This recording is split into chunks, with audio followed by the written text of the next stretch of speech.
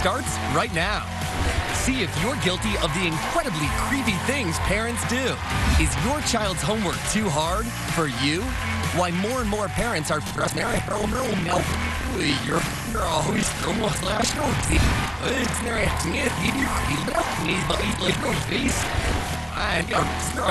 failing to make the grade. You're looking for a way to get Country superstars Rascal Flatts talk about hitting rewind for their new record, taking their you about getting blown away on Scandal, and living happily ever after on the new show Marry Me, with your hosts Whoopi Goldberg, Rosie Papizla, and your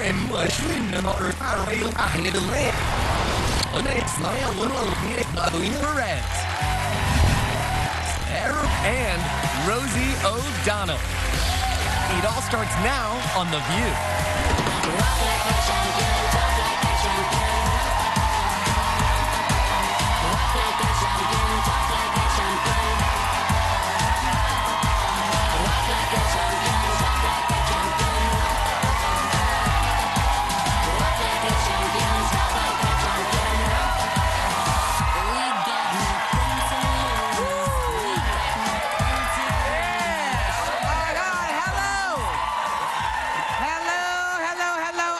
Really good police officers in our country. I mean, guys who put their lives on the line, and then periodically we're seeing, I think, a lot of guys who will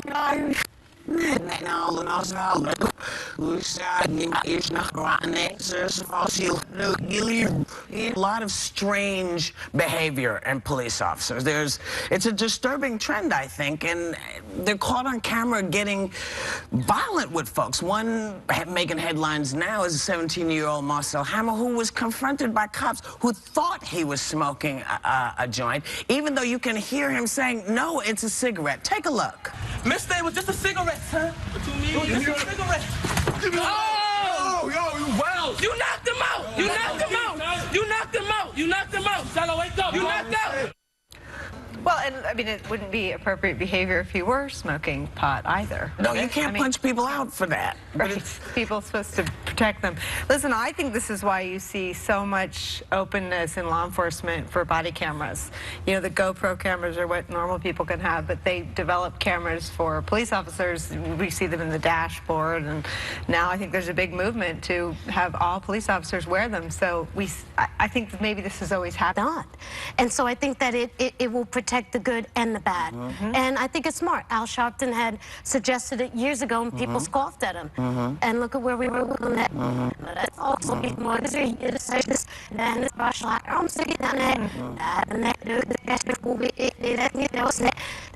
now. Yeah, and the Rodney King thing, and you know, unless people saw that video, until people saw that video, you know, actually witness for themselves that kind of brutality, that imbalance of power, that oppression, that injustice, then they were called to action. So in some ways, the amount of cameras that are in today's society is bringing to light all of these things that maybe were somehow kept quiet before. And do you think, oh, go ahead, baby. I said, what is ironic to me is, you know, George Orwell, 1984, Big Brother is watching, we're watching. It's the public. The public is Big Brother, and we are watching. So people, you know what? Watch out. Yeah, because, I mean, is it also a flaw in how we're choosing folks who can be police officers? I mean, are we not checking people to make sure that they're not just sort of angry people and got a job that puts them in power? I don't know the answer to that. I think that it is probably as heartbreaking as it is to all of us to see something like that. I think it's more heartbreaking to the police officers who have devoted their lives to protect. I mean, they live in the communities they protect. And I am certain that they are the most devastated by what they're seeing in their own ranks. Yes. Well, I think it also, people just paint a picture of all police officers, which is why we started this by saying, we know there are hundreds of great cops in our country. We know this. But somehow the boneheads seem to be getting a lot of attention. And maybe we have to start paying attention to how we recruit folks. Maybe that will do it. Well, how about this? BuzzFeed. I don't know. Have you read a lot of BuzzFeed? It's good. It's good. Because BuzzFeed has created a list called 22 Incredible Creepy Things Every Parent Does. including like saving their baby teeth or taking photos the first time they used a potty, spit cleaning their faces. So I guess this list does speak to you so I guys. didn't see the grossest thing that I've done. My son's 2.5. I'm sure there will be grosser things, but I still have his little umbilical cord. That's disgusting. It's disgusting. I am gross. I'm not saying I'm not, but I every time I go to throw it out, I'm like, oh, you And know. it starts to look and smell funky, just so you know. It does, because I have 5 of them. But after 2.5 years, it smells like a fossil. I mean, there's nothing left. Do you remember that story with David Carradine that he ate his placenta, his baby's placenta? Disgusting. That was so gross. A lot of Like, cultures do that, though. They say it has a lot of nutrients, but I didn't eat that. But I did do something that Alicia Silverstone was really lambasted recently for little baby. If I didn't have a spoon for feeding him, I would sometimes chew the food and then give it to him by mouth, like a bird. like a bird. And somebody caught a video of it. It was all over, you know, TMZ or whatever. How creepy and weird it was. I did that too. You know, I don't know. I think as a parent, you do think that she didn't do that. Yeah, I know, sorry. I did it. Wait, there's one on here that made me think of you.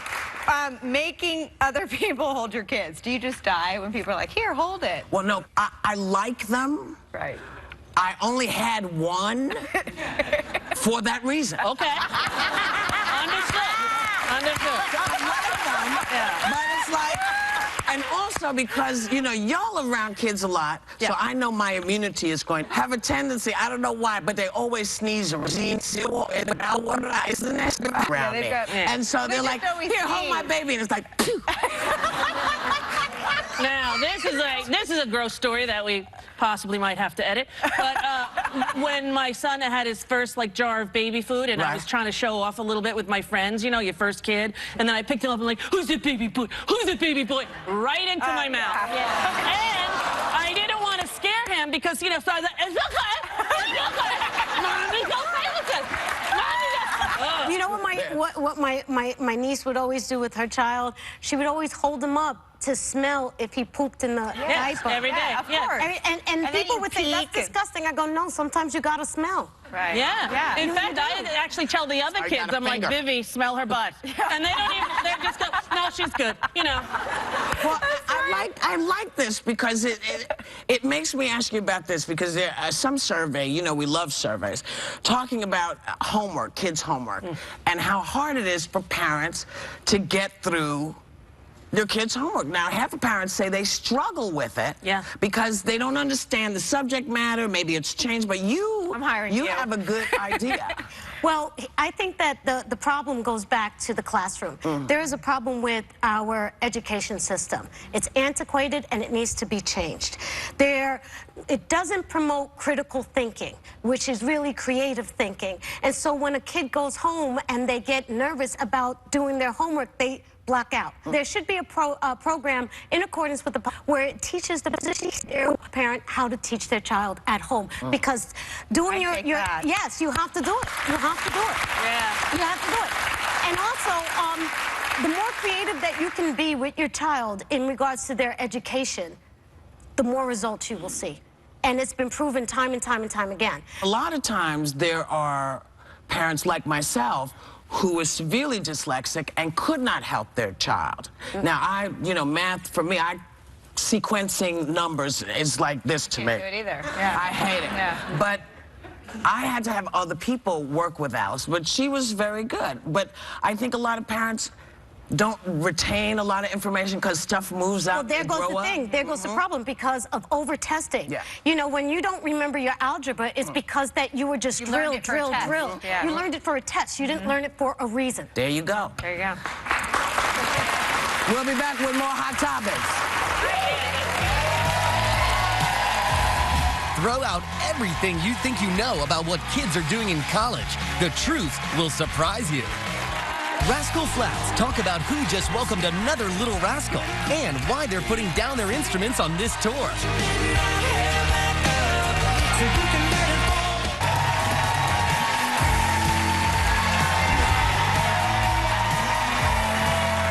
Welcome back. You know, there is a story that's you know, all over the internet, but I think it's one that we're going to start seeing more and more of. I think it's an amazing one. Because people are talking about 29-year-old Brittany Maynard. She's dying of an incurable brain cancer, but she wants to be in control of how her life ends. She plans to end her life on her own terms on November 1st. Take a look. I plan to be surrounded by my immediate family, which is my husband and my mother and my stepfather and my best friend, who's also a physician. And probably not much more people. And I will die upstairs in my bedroom that I share with my husband and pass peacefully with some music that I like in the background. I can't even tell you the amount of relief that it provides me to know that I don't have to die the way that it's been described to me that my brain tumor would take me on its own. Now, there are only 5 states in America, which I did not know. I thought there was only 1, but there are 5 states in America that allow people to end their lives like this. It's Oregon, Washington, Montana, Vermont, and New Mexico. And they're saying people should have the right to die on their own terms. And I know you saw that amazing documentary. Right, in 2011, the Sundance Film Festival winner, How to Die in Oregon. And it follows 4 different people and their families, and it's an amazing, that woman there will break your heart. You'll never forget her. She has 2 children. And you know, in Oregon, this is the law, death with dignity, and I'm totally an advocate for it. I think it's necessary. When my friend Jeannie's husband, Dan, died, he did it the same way at home. And, you know, when he was a little out of it the last day, she said, it's time to fly, and he removed his oxygen himself. Even though it was like his last act, right? Yeah. So to get to have control over your death when you've had no control for so long over your illness, I think is the humane thing to do. You know, I agree with you, everyone. I think people should have the right to live and die the way, but it would be so hard for me. It would be so hard for me if a loved one would say, I'm going to make this choice. It really would. And I honestly have to say that it would be hard for me to support it. And I'm just being honest. That's okay, I'm just being honest because it would break my heart. God, my sister did that. That just moved me so much. You know, and you know, we are a spiritual and religious recovering Catholic. It was still there. Hey, listen, you know, it's still there. It's still there. It's still there. You know, it's so. Well, the craziest thing about people going is it should be on their terms. Our loss is nothing compared to what they go through. Yes. Yeah. I think it's amazing. No, you're acting like a Puerto Rican now. They get all emotional. All right. I think that it's amazing how in the closet this issue is. Because anyone who's watched someone in their family at the end of life, it's horrific.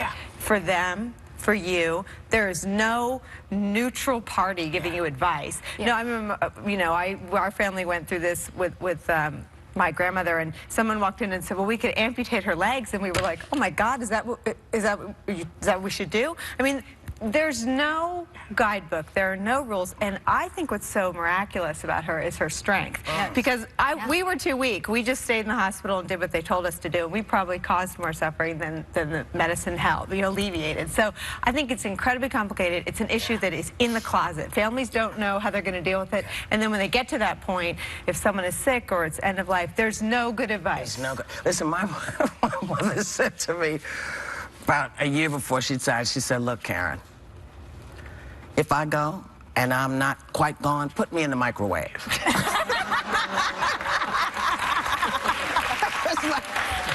I was like, really? She's like, yeah, because I don't want to linger if I'm not here. Right. And thank God she said it to both my brother and I, because I think that also becomes an issue for people. Well, Mom wouldn't want this, or Mom would. That's why it's important that you leave, please leave instructions. I know you don't want to think about it, you don't want to do it, but it will make your family life easier. I had a friend who was, she knew she was going to die, and she was chubby her whole life, and right towards the end she said, promise me you won't pull the plug until I'm a size 6. I love it. Right? Yeah. And I told her, let's wait. Let's wait. And let's go. Yes. I love it. I love you. Parents who are worried about what their kids are up to in college, it's in the Huffington Post. It found that sex on campus isn't anything for women's surveyed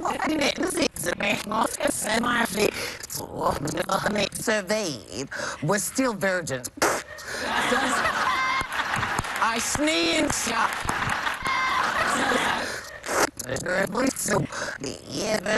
I'm sorry, it was a sneeze. I was a virgin when I was in college. Me too. And I felt so much pressure to have sex, but I really, you know, I just, it was just like Flag this story to all of you because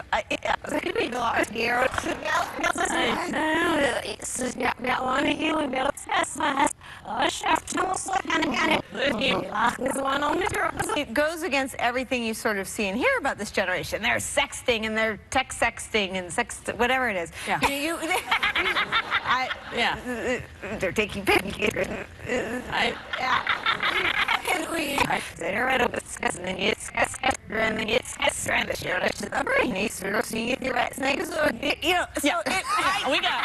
We're right there. I figured that along with sexting went sex, and so what shocked me is that it's just happening on the phones. Yeah. That blew me away. Well, it's not. There's no it doesn't contact. lead to sex. No, it doesn't lead to sex. Which It's just a actually picture. is consistent with what you know, like if you've got a little kid, you don't want them to always. I'm sorry, I went from sex to kids. Right. They're not related, but I was making. Yeah, they are. You have to have one to have the other. In most cases, in many cases, not all the time. But technology really can change the way people interact if it's technology not leading to a human interaction. So it actually, if I think about it a little more, it makes sense. Well, they don't have the same fears that we have because, you know, some of us were scared, had the fear of God put at us because it was like, if you get pregnant, we're gonna send you away for like 17 months and then you're gonna come back and you're gonna tell everybody that this baby is your cousin's aunt's mother's brother's sister. Remember? Yeah. You know, and you were shunned. People shunned you. The Magdalene laundries. and the issue of AIDS for our generation. Yes. So we were holding back on sex because it was so new and prevalent. Yes. So everybody was scary. Yes, but once we learned how to do it, woo! Okay. We're gonna be right back with Rascal Flatts, baby. Yeah. Rascal Flatts. One of the biggest country acts in the world is back with their first album in 2 years, and I love these guys. Please welcome Rascal Flatts!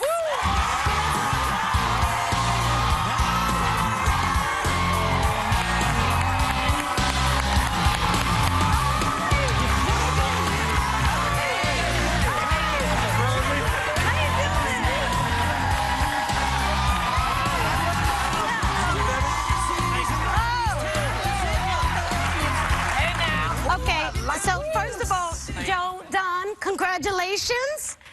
You just had your third child. I did. Devin, Olivia. And you look I feel pretty good. I look okay. Yes. Oh, look at the precious.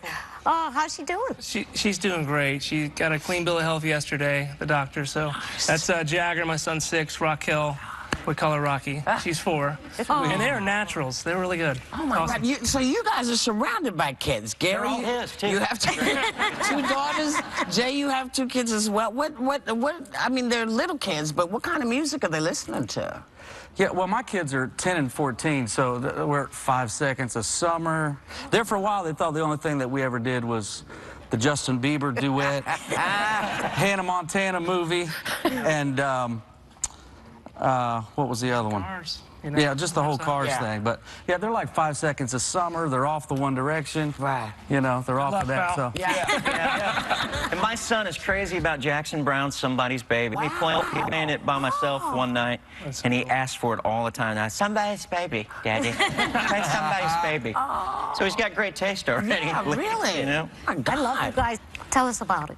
Well, Yeah, it is. Took some chances this time. Yeah, we got to produce half the record ourselves, which was really, really exciting. It was a really great channel done in the past.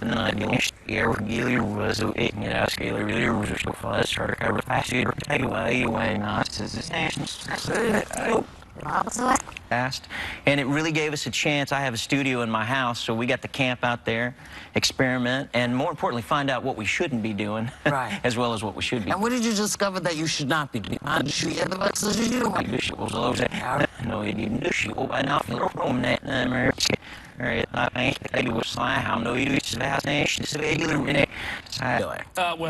Singing about trucks and tailgates and hayfields. How many robes Jay owns? That's pretty interesting. Yeah. No, but you know what? I think it was just pushing the envelope. You know, digging deep to find the right songs and writing our hearts out for this project, and just you know, I think the three of us connecting in a way we haven't before in a project was very cool to be in the room together. Actually, all three working together, because in the past sometimes we're all separated. Right. We got really close. Really close. But you're wrapping up a 6-month tour tonight at the Prudential Center tonight, I'm told, and then you're ending in Atlantic City. Well, how is that for the family? You guys are on the road a lot, right? Yeah, you know, so how do you stay healthy? You know what? A lot of we try to sleep as much as we can. That's a big thing for me.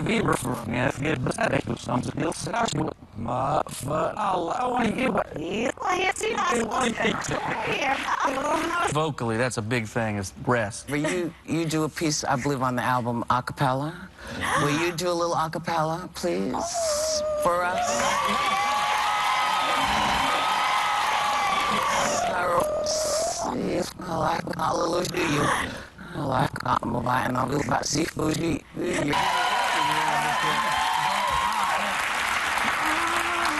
I love the modern. Just happened to have my pocket piano.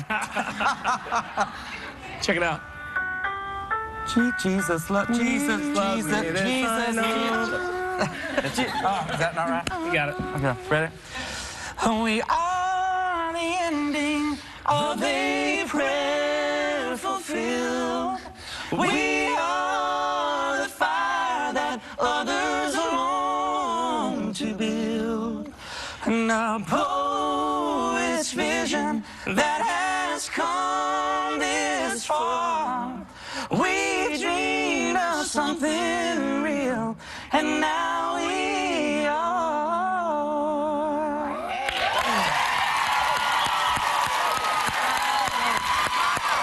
Yes. And that is why I love country music. You guys are the real deal. Rascal Flatts will be Flats. I'm so excited to perform later. We will be right back. Former Scandal star Dan Bucatinsky is telling you about juggling 3 shows, 2 kids, and you won't believe the type. Oh, that episode of Scandal killed me because one of my favorite characters, James, was on the business end of that gun. And he was played by a guy I love in real life. Please welcome my buddy, Dan Bucatinsky.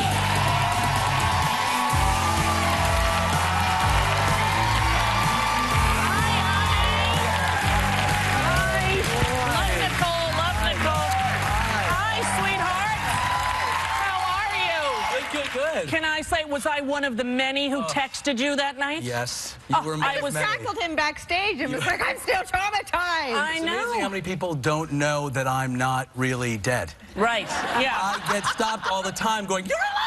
I'm like, oh my God, That's TV. It's TV. But tell the audience that you didn't know. No. Yeah, that you read the script. We read the script prior. In fact, the episode that you just showed a clip from was from the one prior to the one where I met my demise. And we were reading the scripts. Our table reads were often the day that the scripts came out. Right. So nobody had advance warning. So we're reading it all out loud, and on the last page it says a gun goes off and either David Rosen or James drops. And then James started, you know, Josh Molina is always a prankster, started screaming, Dan already has an Emmy, kill him, kill him. Yes, but I was at home going, not Dan, he just won the Emmy Award, they would never kill him. I was just going, not Dan, not Dan, I don't want to go.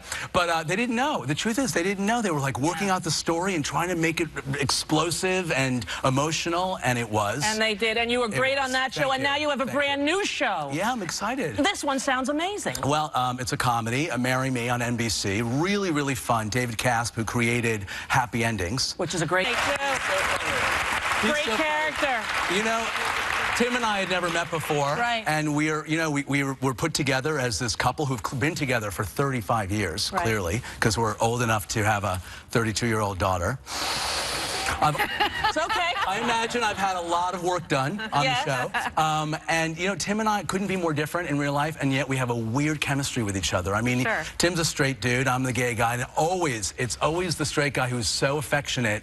In every scene, his hands up and down my leg, his arms around. He's so comfortable and trying to make me comfortable. It's really fun. And speaking of a great gay guy, Does This Baby Make Me Look Straight is your very, very, very funny book. Thank you. We're giving it to the audience. It is so great. It's Confessions of a Gay Guy.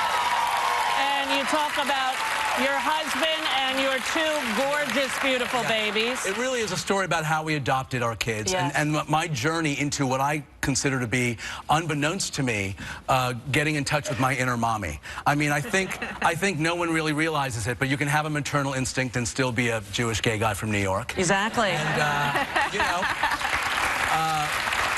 I really connected. I mean, when I wrote the book, I wound up connecting a lot more with moms than anybody else, because I think I sort of degenderified parenting. The point you make, I think, so beautifully is that there are no rules, and you do the best you can because your heart's turned to mush. Exactly, and the process of writing the book for me was what I call, like, letting go of my inner man spanks. I mean, I spent my life sucking in my gut, and then emotionally, and all the fears you have when you're having kids, and everything you think you're doing wrong, and everything you think you may be doing right, but then you're judging yourself for it. All that stuff I just sort of put on the page because I was, in a way, just reaching out to every parent out there. Well, you've done amazingly well with your two beautiful children. Thank you. I get to know them and love them, and they're absolutely fantastic. You're wonderful parents. Tell everybody about The Comeback, please. Yes, The Comeback. Lisa Kudrow and I are partners, and we produced The Comeback for HBO 9 years ago. Valerie Cherish. Valerie Cherish is coming back. And Mickey. It's 9 years later. And we are bringing the show back November 9th on HBO. It's a really fun, dark, funny ride. I'm very excited about that. When it was on the first season, it was my favorite show. I could not believe it was canceled. It is a little bit like me and my friend Bobby Pierce, Valerie and Mickey. I'm just telling you, watch it, think of that. I play her publicist on the show for this season, and we produced it, and it's really an exciting reunion of everybody. Well, I can't wait. Thank you, Dan Bucatinsky. You're fantastic, and I love you. We'll be right back after this. Don't go away. Rascal Flatts are performing on The View. Any excuse for some retail therapy, so I decided to brighten things up backstage to put my co-host to the test. So we're going to play a little pricing game called Higher or Lower. Okay, so we're ready. So ladies, you're gonna take a look at these items, these amazing items from Home Goods, and each one has a price in front of them. And your job is to guess which one is 1 higher, 2 lower, or the actual price. Okay? Don't wait. You have to wait for me. Come on. You see how she is? All right. So listen. No, I'm gonna do my game show. So these lovely bejeweled pillows, they're very nice and they have goose down feathers. So the price here shows, is it $40? It's $40 and $55. Is it higher or lower or the actual price? What do you guys think?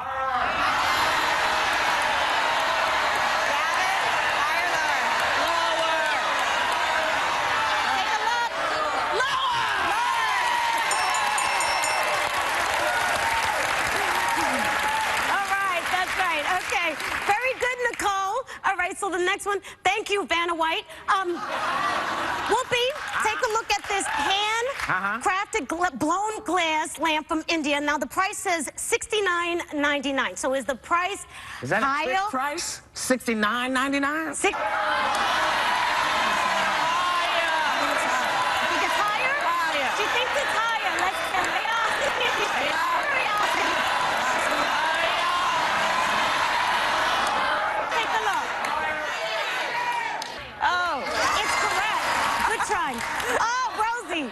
my favorite tufted. Now it's your turn to check this out. Yes. This is a great tufted chair, and I love it. So the price states $2.99. So is the price higher, lower, or the actual price? Higher. Higher. Higher? Higher. Higher. Let's take a look. Lower. I said lower. Did I say higher? That's a great job, ladies. But what's a game show without a fantastic prize? Thanks to our sponsors from Home Goods, members of our studio audience are getting a $100 Home Goods gift card. We want to hear your view. Follow us on Twitter to join the conversation and go behind the scenes before, during, and after the show. Find us at @TheViewTV. 32-year-old daughter. It's okay. I imagine I've had a lot of work done on the show. And, you know, Tim and I couldn't be more different in real life, and yet we have a weird chemistry with each other. I mean, Tim's a straight dude, I'm the gay guy, and it's always the straight guy who's so affectionate. In every scene, his hands up and down my legs, his arms around. He's so comfortable and trying to make me comfortable. It's really fun. And speaking of a great gay guy, Does This Baby Make Me Look Straight is your very, very, very funny book. Thank you. We're giving it to the audience. It is so great. It's Confessions of a Gay Dad. And you talk about your husband and your two gorgeous, beautiful babies. It really is a story about how we adopted our kids and my journey into what I consider to be, unbeknownst to me, getting in touch with my inner mommy. I mean, I think no one really realizes it, but you can have a maternal instinct and still be a Jewish gay guy from New York. Exactly. And, you know, I really connected. I mean, when I wrote the book, I wound up connecting a lot more with moms than anybody else because I think I sort of degenderified parenting. The point you make, I think, so beautifully is that there are no rules, and you do the best you can because your heart's turned to mush. Exactly. And the process of writing the book for me was what I call, like, letting go of my inner man spanks. I mean, I spent my life sucking in my gut. And then emotionally, and all the fears you have when you're having kids, and everything you think you're doing wrong, and everything you think you may be doing right, but then you're judging yourself for it.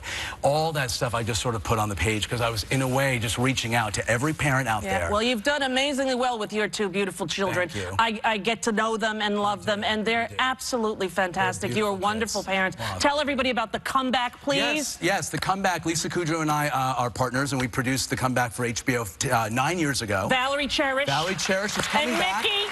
It's 9 years later. And we are bringing the show back November 9th on HBO. It's a really fun, dark, funny ride.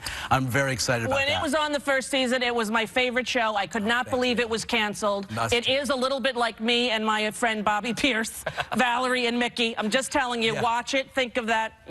I play her publicist on the show for this season, and we produced it, and it's really an exciting reunion of everybody. Well, I can't wait. Thank you, Dan Bukatinsky. You're fantastic, and I love you. We'll be right back after this. Don't go away.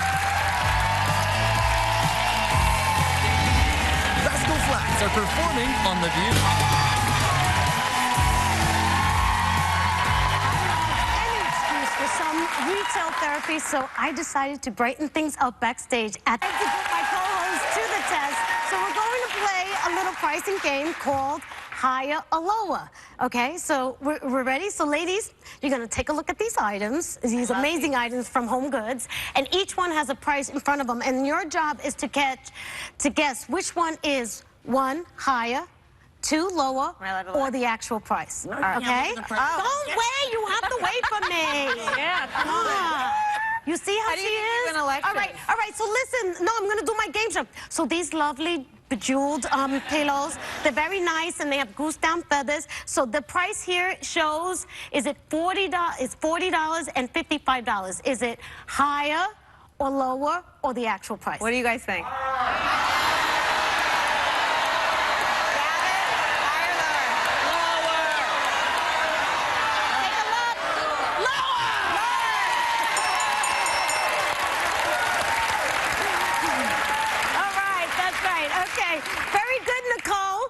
So the next one, thank you, Vanna White. Whoopi, take a look at this hand-crafted blown glass lamp from India. Now the price says $69.99. So is the price higher? Is that a fixed price? $69.99? Think it's higher? She thinks it's higher. Let's